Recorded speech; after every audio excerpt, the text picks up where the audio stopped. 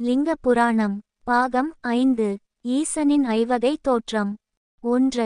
சுவாதலோகித கற்பத்தில் பிரமன் ஈசனை தொழுது தியானிக்கும் போது ஈசன் அவர் முன் அழகிய இளம்பாலகனாய் தோன்றினார். இது சத்தியோசாதம் என்னும் தோற்றம். 2. படைப்புக் கடவுள் பிரம்மன் ஈசன் திருவடிகளில் அர்ச்சித்து வேதங்களால் துதித்தார்.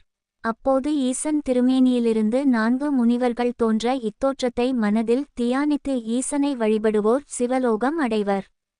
30வது இரத்த கற்பத்தில் பிரமன் ஈசனை தியானித்த போது சடையில் பாம்பணிந்து கரங்களில் மானும் மழுவும் ஏந்தி ஈசன் தோன்றினார்.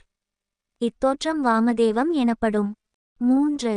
அப்போது பந்த பாசம் அறுத்த தெளிந்த ஞானம் பெற்ற 4 ஈசனிடம் தோன்றி உலகம் உய தருமம் கடைப்பிடித்தும் மற்றவர்களுக்கு உணர்த்தியும் பல்லாண்டுகள் வாழ்ந்து ஈசன் திருவடிகளை அடைந்தனர். இத்திருவுருவை தியானித்து வணங்கி வழிபடுவோர் பிறப்பிறப்பு நீங்கி செஞ்சடையோன் தாழ் சேர்வர். பீதகற்பத்தில் நான்முகனுக்கு எம்பெருமான் சடையில் இளம் மதி அணிந்து தோன்றினார். இத்தோற்றம் தத்புருஷம் எனப்படும். ஆனந்தம் கொண்டு பிரமன் பரமனை பூசித்து வேதங்களால் துதித்தார். இதனால் மகிழ்ச்சி அடைந்த ஈசனார் அழகிய காயத்திரியை உண்டாக்கி அவருக்கு அளித்தார். உத்தமமான காயத்திரியை பக்தியுடன் ஆராதிப்பவர்களுக்கு நரகவாசம் இல்லை, கைலாசவாசம் தேடி வரும். ஈசன் திருமேனியிலிருந்து தோன்றிய 4 நரகவாசமளிக்கும் கர்மாக்களை நீக்கி பஞ்சாட்சரத்தை உணர்ந்து ஜபித்து முதலில் ஈசன் திருவடியில் சேர்ந்தனர். இத்தற்புருஷனை தியானித்து அவரடி தாமரையை வழிபடுவோர் பிறவிக்கடல் நீந்தி கைலையை அடைவர். 4. நீல கற்பத்தில் முக்கண்ணன் நெருப்பும் வாளும் கைகளில் ஏந்தி கரியரூபத்துடன் தோன்றினார். இது அகோர ரூபம்.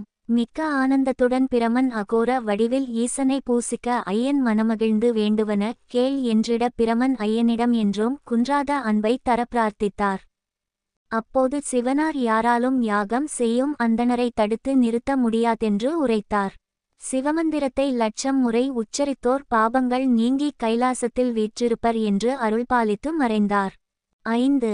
விஸ்வரூப கற்பத்தில் மலரையன் சிவனாரை தியானித்த போது ஈசன் சடையில் பிறைச்சந்திரன் நெற்றிக்கண் கோரைப்பற்கள் கொண்டு இருபுறம் 2 மாதர்களுடன் தோன்றினார்.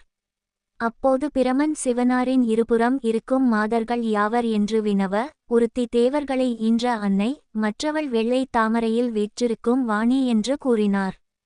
இவ்வாறு இப்பகுதியில் பரமனின் ஐவகை தோற்றம் விளக்கப்பட்டுள்ளன. தொடரும். வாழ்க வளமுடன். வாழ்க வையகம். ஓம் சிவாய நம.